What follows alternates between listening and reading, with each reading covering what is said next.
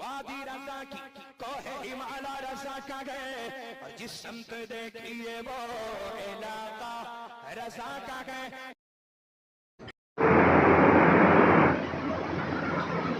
بسم اللہ الرحمن الرحیم. الحمد للہ رب العالمین والصلاة والسلام علی سید المرسلین وعلى آلہ واصحابہ اجمعین. اما بعد اعوذ باللہ من الشیطان الرجیم. بسم اللہ الرحمن الرحیم. قد جاءکم من اللہ نور وکتاب مبین. صدق اللہ العظیم. وبلغنا رسوله النبي الأمين الكريم. ونحن على ذلك لمن الشاهدين والشاكرين. والحمد لله رب العالمين. معزز سامعین، نوجوان دوستو، عزیز بچوں، آئیے پہلے مراد مل کر آقائے دو جہاں، شہنشاہ کون و مکان، رحمت عالم، روح فداہ صلی اللہ تعالی علیہ وسلم کی بارگاہ ناز میں ہدیہ درود و سلام پیش کرنے. اللہم صلی علی سیدنا و نبینا مولانا محمد کما تحب ترضى بأن تصلی علیہ صلاۃ و سلام علیک یا رسول اللہ صلی اللہ تعالی علیہ وسلم. معزز سامعین، امام النبیین سید المرسلین رحمۃ للعالمین محبوب رب العالمین کے سیرت طیبہ پر مستقل آپ کئی جمعوں سے خطاب سماعت فرماتے آ رہے ہیں. آقائے کائنات کی ولادت کے موقع پر دنیا میں جن عجائبات کا ظہور ہوا اس پر بھی آپ مسلسل خطاب سن چکے ہیں. جب آقا دنیا میں تشریف لائے تو کن کن عجائبات کا ظہور ہوا. آج کے تھوڑے سے وقت میں امام النبیین سید المرسلین رحمۃ للعالمین کے رضاعت کی خیر و برکات سے متعلق تھوڑی دیر گفتگو ہوگی. یہ گفتگو بچوں، نوجوانوں کے لیے انشاءاللہ بے حد مفید ہوگی.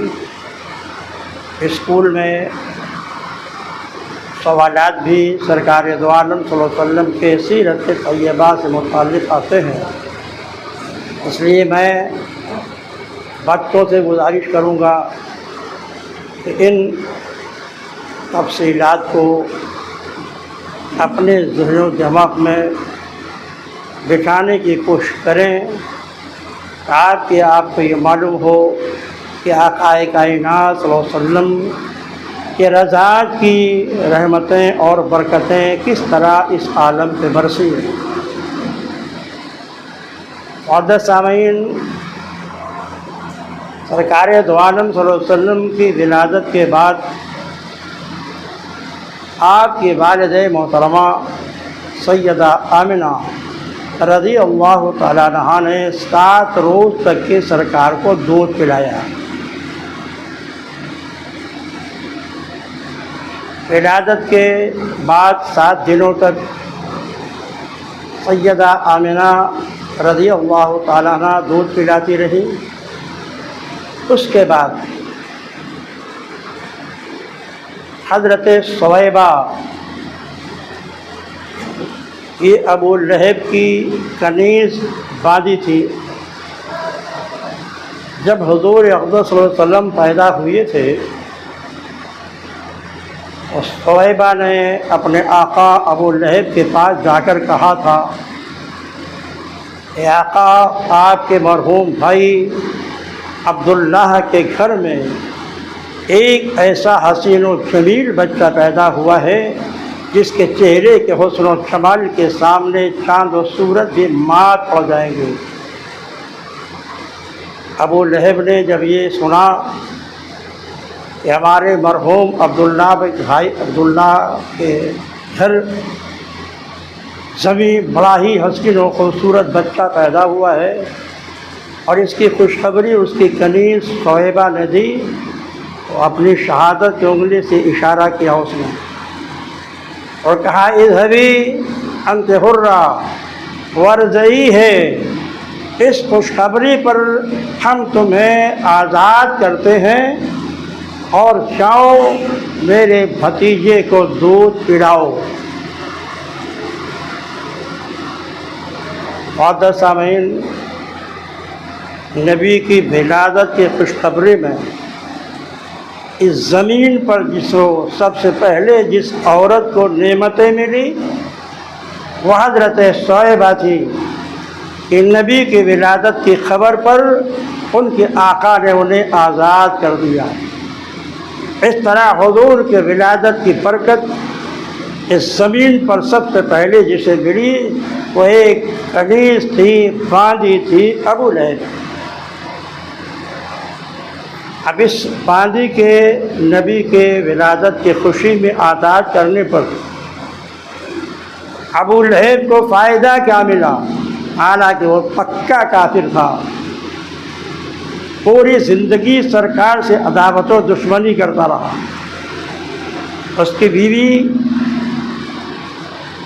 شمیلہ شہزادی تھی، لیکن حضور کو تکلیف پہنچانے کی غرض سے وہ جنگلات میں خود جاتی تھی اور کانٹوں کو چن کر کے کٹھری بناتی تھی اور اپنے سر پہ اٹھا کر کے لاتی تھی، جبکہ اس کے پاس بہت سی باندیاں موجود تھیں، مگر حضور کی عداوت کی وجہ سے وہ خود جاتی، کانٹوں کو چنتی، گٹھری بناتی اور اسے لے کر کے آتی اور پھر حضور اقدس صلی اللہ علیہ وسلم کے کاشن اقدس سے لے کر حرم شریف تک ان کانٹوں کو بچھا دیتی تاکہ سرکار دو جہاں صلی اللہ علیہ وسلم چلے تو ان کے پاؤں زخمی ہو جائے۔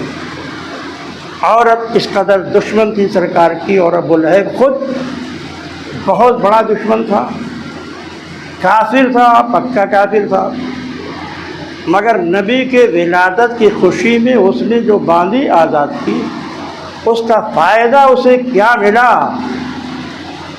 حضرت عباس جو سرکار کے چچا ہیں، ابو لہب کے حقیقی بھائی ہیں، ابو لہب کے مرنے کے بعد انہوں نے خواب میں دیکھا ابو لہب کو، تو اس سے پوچھا کہ بتاؤ تمہاری زندگی تو نبی کے دشمنی میں گزری ہے، تمہیں آخرت میں عالم برزخ میں سزا کیا ملی؟ اس نے کہا دردناک سزاؤں میں مبتلا ہوں، نبی کی عداوت کی بنیاد پر، اسلام نہ لانے کی بنیاد پر، مگر محمد کے پیدائش پر ہم نے جس کنیز کو آزاد کیا تھا انگلی کے اشارے سے، ہفتے میں ایک دن جب دوشنبہ آتا ہے تو میرے اسی انگلی کے کائیوں سے پانی کا چشمہ نکل آتا ہے، میں اسے پی کر کے تھوڑی دیر سیرابی اور تشنگی ختم ہو کر کے آرام حاصل کر لیتا ہوں۔ معزز سامعین، نبی کی ولادت کی خوشی میں ایک کافر نے اپنی باندھی کو آزاد کیا تو نبی کی نسبت کی وجہ سے عالم برزخ میں اس کو اتنا فائدہ ملا کہ حضور کے انگشت مبارک کے درمیان سے پانی کا چشمہ جاری ہو جاتا اور اس کو پی لیتا ہے۔ یہ کافر نے نبی کی ولادت پر خوشی منائی تو اس کو یہ فائدہ ملا۔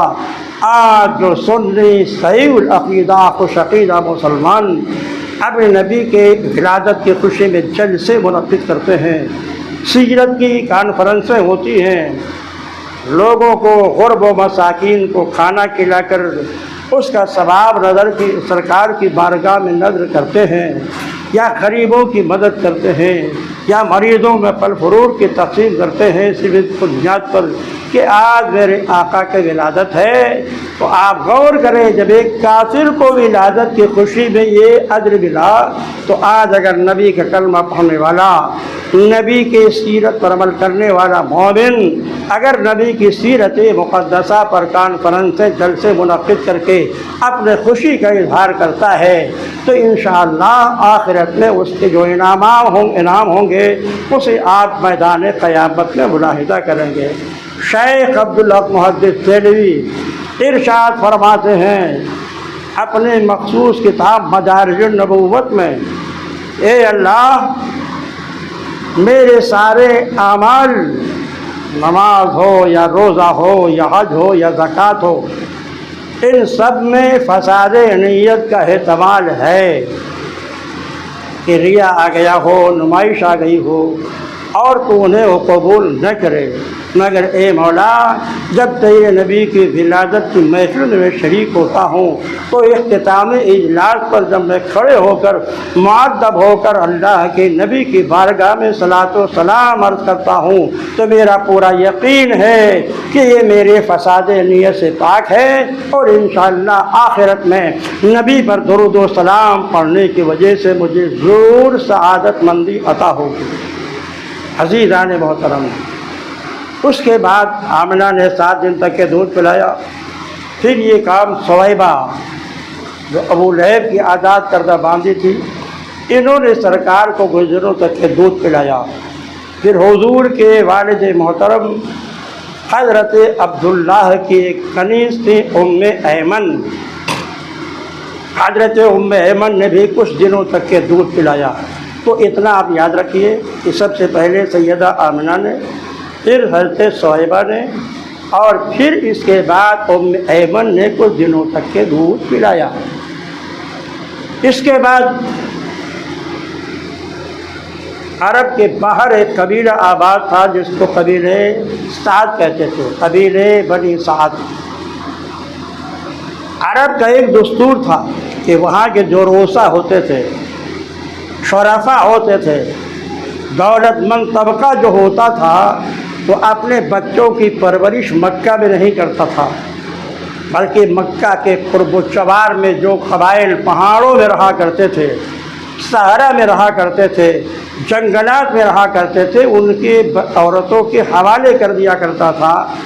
اس کا ایک فائدہ تو یہ ہوتا تھا کہ مکہ میں جو زبان ہے وہ تمام بہت ساری زبانوں کی آمیزش ہو گئی ہے، کیونکہ مکہ میں خالی عربی ہی نہیں تھا، چونکہ پوری دنیا کے لوگ خانہ کعبہ کی زیارت کے لیے جاتے تھے تو ان کی زبانیں بھی مکہ والوں سے مل گئی تھیں، تو خالص عربی ان کی زبان نہیں رہ گئی تھی، مگر جو بادیہ نشین تھے، جو قبائلی تھے، ان کی زبان خالص عربی تھی، ایک ساری عربی جسے معیار قرار دیا جاتا تھا۔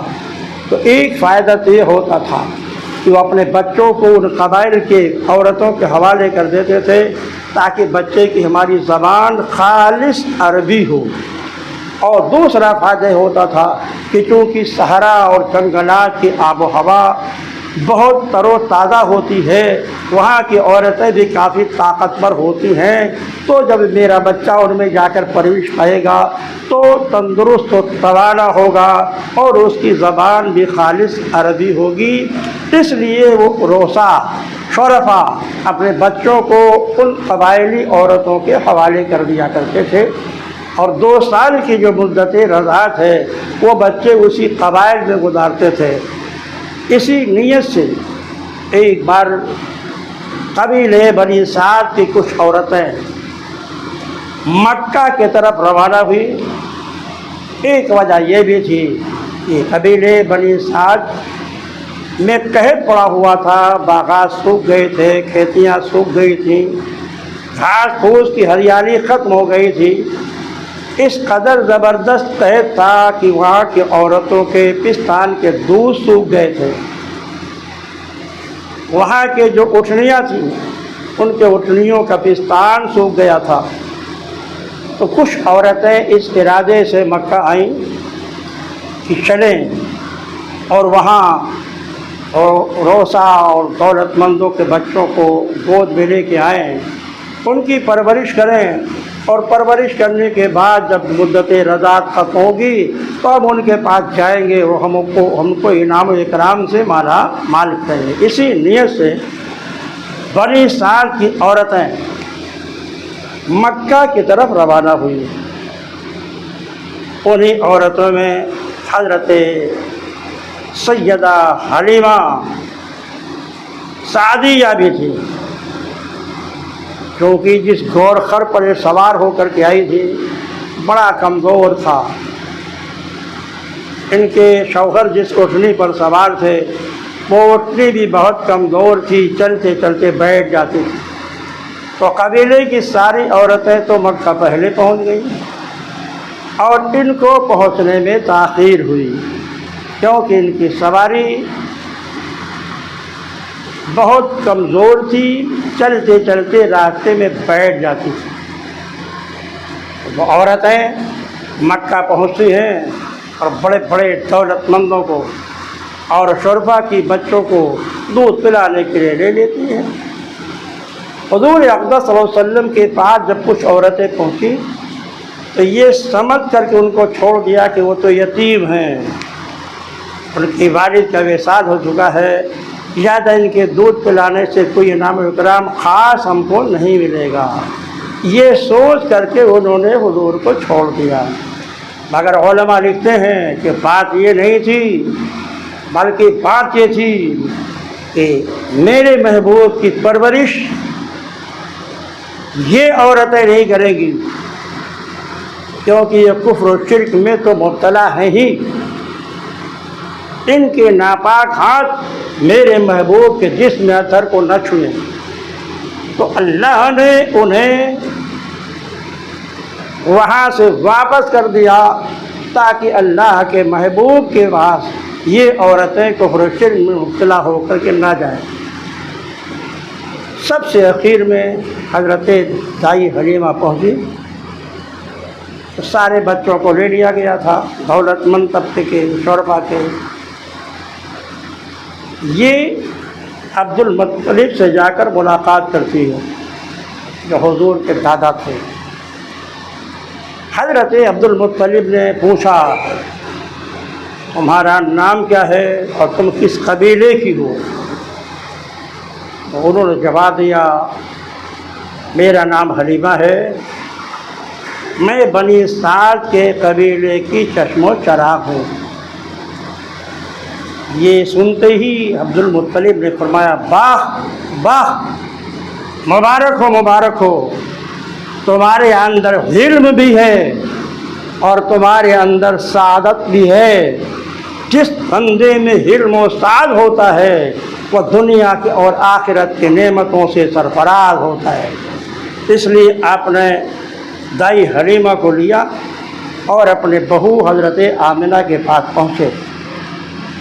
حضرت آمنہ سے فرمایا یہ حلیمہ سعدیہ ہیں، ان میں علم بھی ہے اور سعادت بھی ہے، یہ میرے پوتے محمد صلی اللہ علیہ وسلم کو دودھ پلانا چاہتی ہیں۔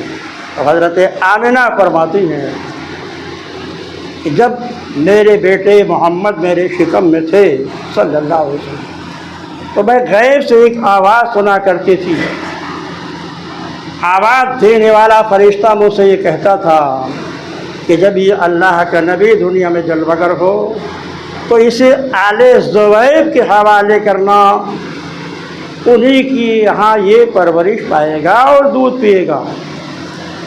تو حضرت آمنہ نے فرمایا کہ چونکہ فرشتے نے بچپن شکم مادر ہی میں مجھے یہ تاکید کی تھی کہ آل زویب کے حوالے کرنا، تو یہ سن کر حضرت حلیمہ کے چہرے پہ مسکراہٹ آتی ہے، فرماتی ہیں میرے والد کا نام زویب تھا، میں انہی کی اولاد ہوں۔ اب اطمینان ہو گیا کہ آل زویب بھی ہیں، ان کے اندر علم بھی ہے، سعادت بھی ہے۔ تو حضرت حلیمہ کا ہاتھ پکڑا حضرت آمنہ نے اس خاص حجرے میں لے کے گئیں جہاں اللہ کے نبی نیچے ایک سبز رنگ کا فرش بچھا ہوا تھا، اوپر سے آپ کو بہت سفید رنگ کا چادر جو دودھ کی طرح سفید تھا آپ کے چہرے پہ ڈال دیا گیا تھا۔ حضرت حلیمہ جب اس حجرے میں داخل ہوتی ہیں تو دیکھتی ہیں کہ پورا حجرہ روشن و منور ہے اور خوشبو سے معطر ہے۔ بے تاب ہو کر، ایک روایت میں ہے کہ چادر کو آپ کے چہرے سے ہٹایا، ایک روایت میں ہے کہ آپ کے سینے پر حضرت حلیمہ نے اپنا داہنا ہاتھ رکھا۔ جیسے ہی حضرت حلیمہ نے سرکار کے سینے پر اپنا دست انور رکھا، محمد صلی اللہ علیہ وسلم نے آنکھیں کھول دیں، مسکرائے۔ تو حضرت حلیمہ کہتی ہیں جب آقا کی آنکھیں کھلی تو کھلتے ہی میں نے دیکھا کہ آپ کی آنکھوں سے ایک نور نکلا جو چھت کو پار کرتا ہوا عرش آدم کی طرف چلا گیا، اور حضور مسکرا رہے تھے۔ حضرت حلیمہ فرماتے ہیں پھر میں بے تاب ہو کر حضور اقدس صلی اللہ علیہ وسلم کو اپنے گود میں لیا، اور گود میں لیتی میں نے داہنا پستان آپ کو پکڑا دیا۔ جیسے ہی حضور نے داہنے پستان کو اپنے منہ میں لیا، آپ نے نوش فرمایا دودھ کو۔ جب میں نے بایاں پستان آپ کو پکڑایا تو آپ نے پینے سے انکار فرما دیا۔ عزیزو، نبی اس وقت پیدا ہوئے تھے جب کائنات کی کسی چیز کا وجود نہیں تھا۔ آقا کائنات صلی اللہ علیہ وسلم کو یہ بات معلوم تھی کہ حلیمہ کا دودھ صرف مجھے کو نہیں پینا ہے بلکہ ان کا ایک بچہ بھی ہے جو ابھی دودھ پینے کی مدت میں ہے، جس کا نام عبداللہ ہے۔ تو آپ نے اسی وقت انصاف کی بنیاد ڈال دی۔ آپ کبھی بھی بائیں پستان کا دودھ نہیں پیتے تھے، دائیں پستان کا دودھ پیتے تھے۔ بائیں پستان کے دودھ کو اپنے رضائی بھائی عبداللہ کے لیے چھوڑ دیتے تھے۔ مجدد اعظم سیدنا امام احمد رضا محدث بریلوی اسی روایت کا بھی اشارہ کرتے ہوئے فرماتے ہیں کہ بھائیوں کے لیے ترک پستہ کریں، بھائیوں کے لیے ترک پستہ کریں، بچپنے کی عدالت پہ لاکھوں سلام۔ یعنی سرکار پیدا ہوئے تو منصف بن کر کے آئے اور دنیا والوں کو یہ بتایا میں اللہ کا نبی ہوں۔ اللہ کا نبی کسی کا حق دبانے کے لیے نہیں آتا ہے، کسی کا حق مارنے کے لیے نہیں آتا ہے، بلکہ ہر حق والے کو اس کا حق دلانے کے لیے آتا ہے۔ حضرت حلیمہ نے سرکار کو گود میں لیا، اپنے ڈیرے پہ پہنچی تو حضرت حلیمہ فرماتی ہیں وہاں ساری عورتیں ٹھہری ہوئی تھیں۔ جب میں اپنے ڈیرے پہ پہنچی تو میرے ڈیرے میں جیسے خیر و برکت کی بہار آ گئی۔ میری وہ کاؤخر جو بہت دبلی اور کمزور تھی، ایک بھالگی وہ طاقتور ہو گئی، اور میری وہ اٹھنی جس کا دودھ پستان دودھ سے سو چکا تھا، ایک بارگی اس کے پستان دودھ سے بھر گئے۔ میرے شوہر نے شام کو جب دودھ دہا تو گھر میں جتنے برتن تھے وہ سارے برتن دودھ سے بھر گئے۔ میں نے بھی خوب نوش کیا، میرے شوہر نے بھی خوب نوش کیا، اور میرا بیٹا عبداللہ جو بھوک سے روتا رہتا تھا وہ بھی آسودہ ہو گیا پینے کے بعد۔